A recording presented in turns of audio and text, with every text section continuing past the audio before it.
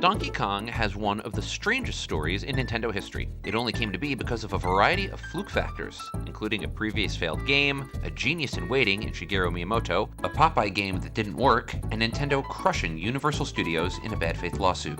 From that strange set of circumstances was born a massive hit. As you'll soon learn, the game has gone on multiple extended hiatuses, and is just coming off of one now. Let's start where the last video left off. Donkey Kong 3 was a strange game. It broke away from the previous mold of Donkey Kong games and brought in a new character, Stanley the Bugman, turning the game into a decidedly odd shooter. Donkey Kong Jr. Math was a bad remake of Donkey Kong Jr., and the franchise now had multiple oddities in a row.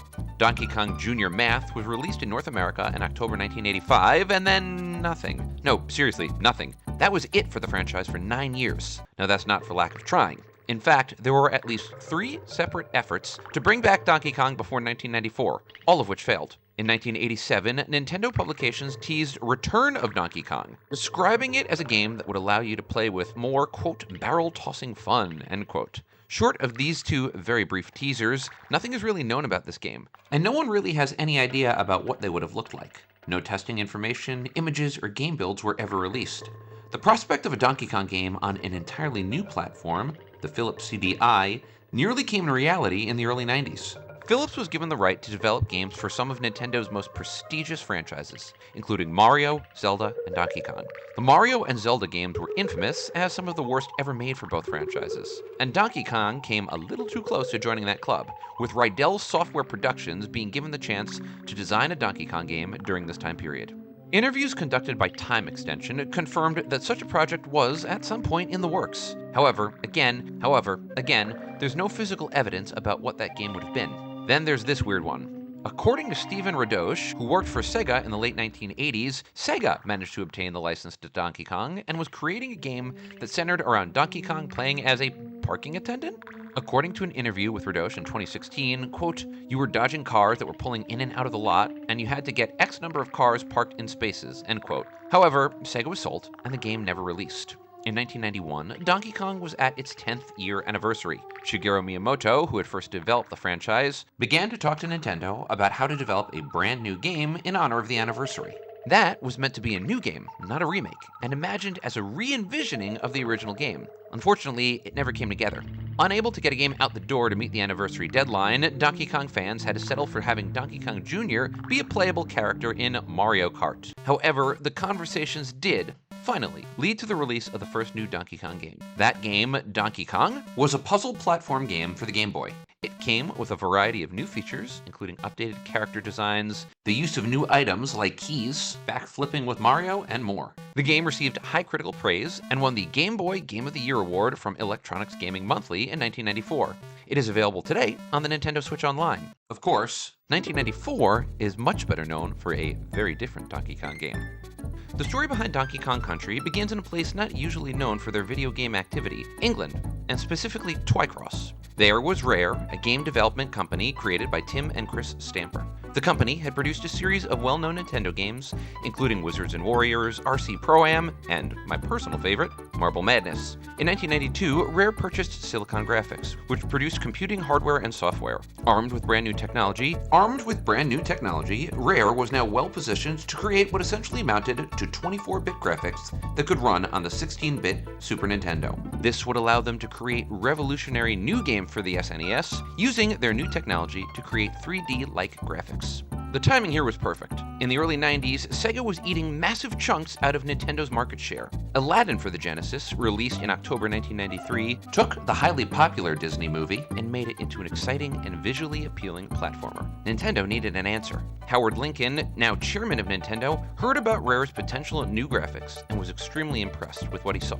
Multiple Nintendo staff felt the same and traveled to Rare's English headquarters to get a demonstration. Once they saw it, they loved it, and a new game using that technology was on shortly after. Inspired by the success of Mortal Kombat, Tim Stamper suggested creating a new game using pre-rendered graphics. In a nutshell, pre-rendered graphics involve taking video footage, recording it, and then using it at the right moment. These graphics are not rendered in real time, allowing developers to use graphics that can be more complex than what would otherwise be available on the hardware. Pre-rendered graphics have been around since the early 80s, but this new game would be the first to make extensive use of these graphics in a home console. Numerous versions exist on how Nintendo ultimately came to give Donkey Kong Kong to Rare. On the one hand, the franchise hadn't really been a hit since the early 80s, and that meant that even if the game went wrong, it couldn't really damage any other existing and active intellectual property. As such, Rare may have selected the property from a catalog of games offered to them by Nintendo, or Nintendo had offered Rare Donkey Kong. Shigeru Miyamoto says that Rare specifically requested the game. However it happened, this much is clear. Rare was set to develop a new Donkey Kong game. Development began in mid-1993 with 12 programmers, the most Rare had ever used, working on the game. The team worked to develop the new game by drawing sequences and various set pieces on post-it notes, then arranging them for programming. Not everyone was happy with the product that Rare was creating. Nintendo staff had some concerns about the quality of the game, with Gunpei Yokoi apparently saying that he was worried that the game looked, quote, too 3D, end quote. This was the first Donkey Kong game that Shigeru Miyamoto was not directly involved in working on, although he consulted heavily on the game development and he approved of the direction that the pre-rendered graphics were taking the property. By the time the game was done, more than 20 people had worked on the game, costing Rare $1 million and taking 22 man-years of time invested into the 18-month development cycle. The Stampers reported that programmers worked 12 to 16 hours a day, thanks in no small part to heavy pressure from Nintendo to produce a game that could be available by Thanksgiving 1994, making it a holiday game and allowing Super Nintendo to offer a game that Sega simply didn't have. The breakthrough game offered a slew of new features that other games did not. It was a platformer, replete with many of the standard tropes of the genre, including platforming over various obstacles. Of course, Rare did a lot more. There's climbing, tires, a vast array of enemies, secret levels, the ability to ride animals, absolutely stellar atmospheric music from David Weiss. Honestly, there's just so much. Of course, the heart and soul of the game are the characters, Donkey and Diddy Kong. Diddy Kong was clearly the replacement for Donkey Kong Jr., inserted because Rare initially tried to redesign Jr., only to have Nintendo simply request a new character or return it to the original design. Rare opted for the former, and Diddy was created.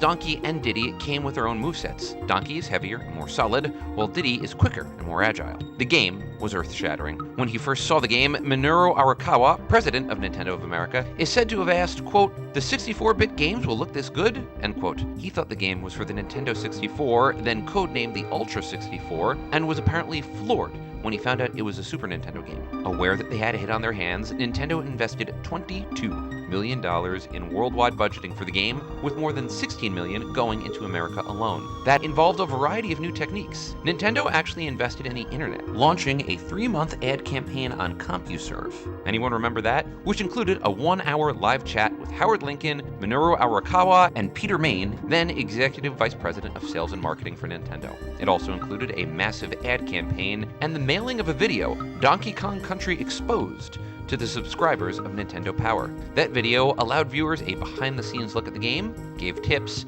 and featured interviews with people involved with the game. The game, of course, was a monstrous hit. It was released on November 24th, 1994, the same day that Sega released their 32X, and in time for the 1994 holiday season. It promptly sold 500,000 copies in a week, setting the record for the fastest-selling video game of all time. By the time the 1994 holiday season was over, Donkey Kong sold 6 million copies and generated $400 million for Nintendo. It has since sold more than 9.3 million copies, making it the third best-selling game in Super Nintendo history, the best-selling non-Mario game in Super Nintendo history, and the best-selling Super Nintendo game not developed by Nintendo themselves. Only Super Mario World and Super Mario All-Stars sold better. More to the point, Donkey Kong also reversed Nintendo's fortunes. In 1991, 1992, and 1993, Nintendo had come in second during the holiday season, with Sega beating them in terms of sales. While that still happened at the end of 1994, it was clear that Donkey Kong had turned the tide in the console wars, and Nintendo would never look back to Sega again.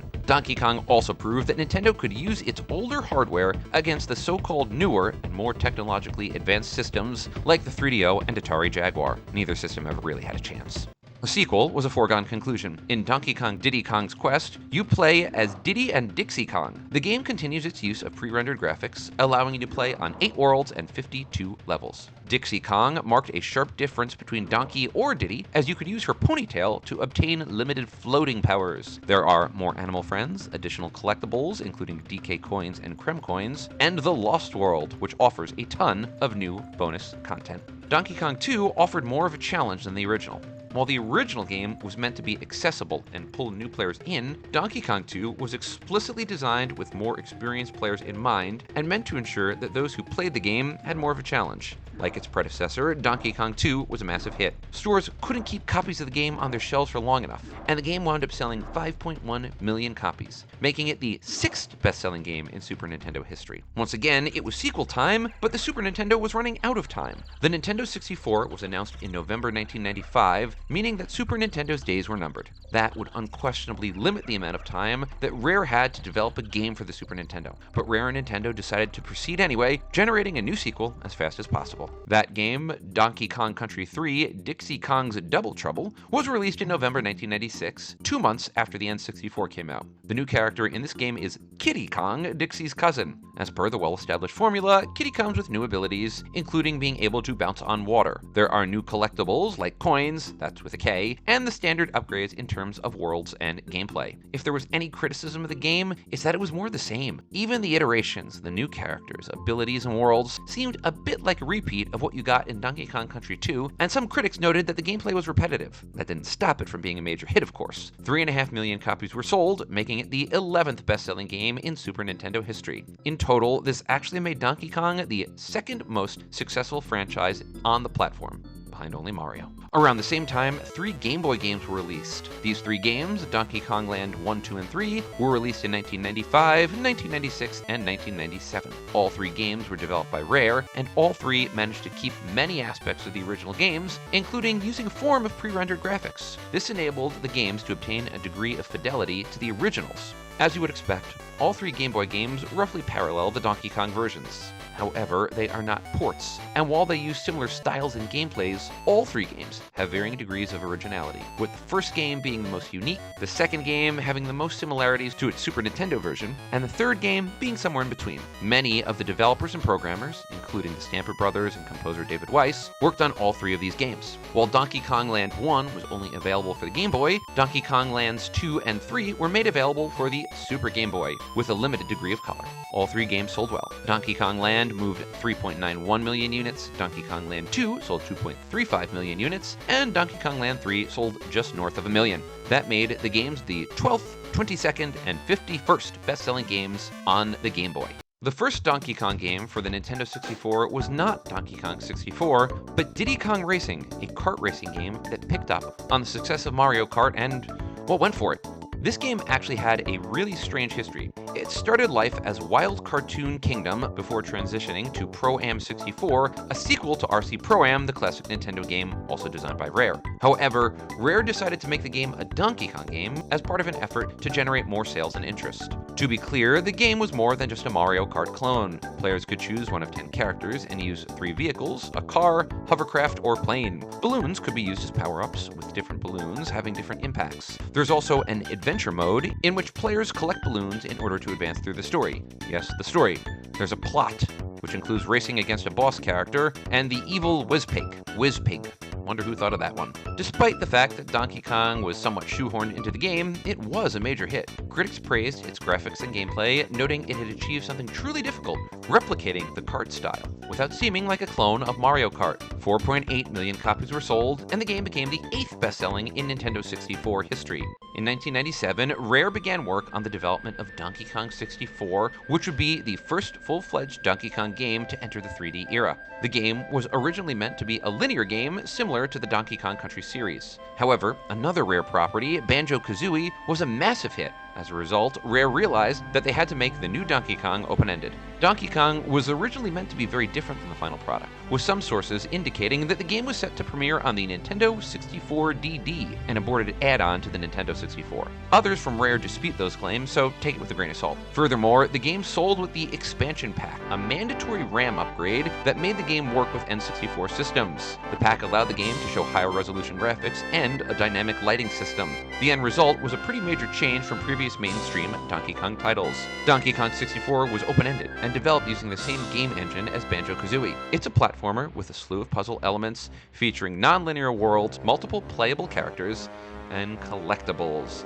Yeah, the collectibles. There's no easy way to put this, but Donkey Kong 64 literally holds the Guinness World Record for most possible collectibles. There are 201 golden bananas, 3,500 colored bananas, 40 banana medals, 20 banana fairies, 40 blueprints, 8 boss keys, 10 battle crowns, 1 Nintendo coin, and 1 rareware coin. Yeah, that's a lot. And it wasn't enjoyed by all players, with many reviews critically noting that the game felt like more of a scavenger hunt. Other less than kind playthroughs noted that the gameplay was way too close to resembling Banjo-Kazooie, and that there wasn't nearly enough differences between the two rare properties. That criticism is fair, but it's worth keeping in mind that the N64 was really new, and developers didn't have a lot of experience in creating games for the system. Despite these concerns, the game still did well. It sold 5.27 million copies, putting it 7th on the all-time list of N64 games, just in front of Diddy Kong Racing.